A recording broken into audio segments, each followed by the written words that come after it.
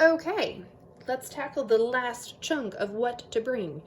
We are looking at lines 57 through 71. Just like in the previous chunks, it's asking us to underline items that immigrants have brought with them. And it's also asking us again to make a note in the margin, this time of the types mentioned in each paragraph. So that directive is similar to the one that we had in the last chunk where we were trying to consider the categories that the items we read about fall into. But this time we want to do it paragraph by paragraph. I have not made those notes in the margins, but I will pause at the end of each paragraph and remind you to. Okay. Immigrants do not always know a lot about United States life. A Ukrainian family of refugees had 4 large duffel bags with them, packed tightly with bedding, which they had heard was expensive and inferior in America. Okay, pause the video, make a note on the side about the types of items they're talking about here. Okay, sentimental journeys. Remembrances of old lives take up immigrant suitcase space too. Things that have been in the family for a long time help new arrivals feel more at home, or at least less alone. Parents' or grandparents' wedding rings are seldom neglected. Other items may not seem so valuable. A man who was a doctor in Myanmar brought his diploma, even though he cannot practice medicine in the United States. A girl from China brought her bright yellow metronome simply because it was special. None of her friends had one, and she now finds that, unlike when she was in China, she enjoys practicing the piano. Okay, pause the video, make a note in the margin about the types of items mentioned here.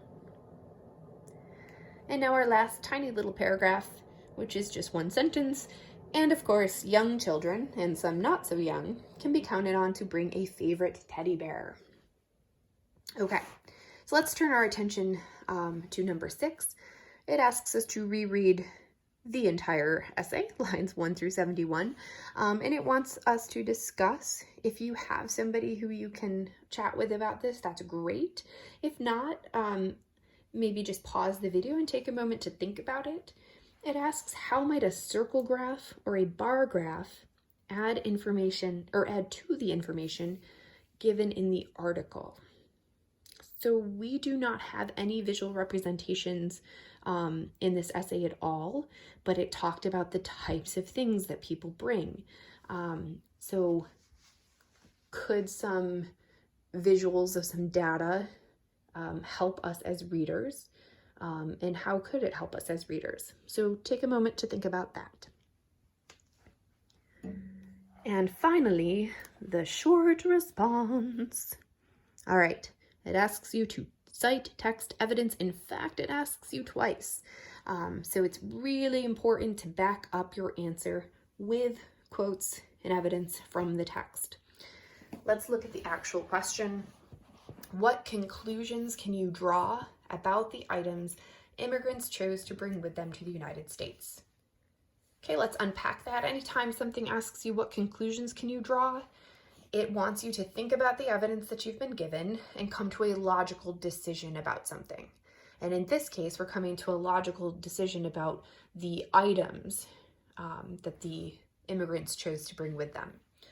So I would look back at the notes you made in the margins and also at the subheads, sentimental journeys. Here it talked about things that don't have a ton of value to anyone other than the individuals. This section here, see if I can get it all on screen for you. Precious possessions. Some of these things were useful things. Some of these things were precious in a different way.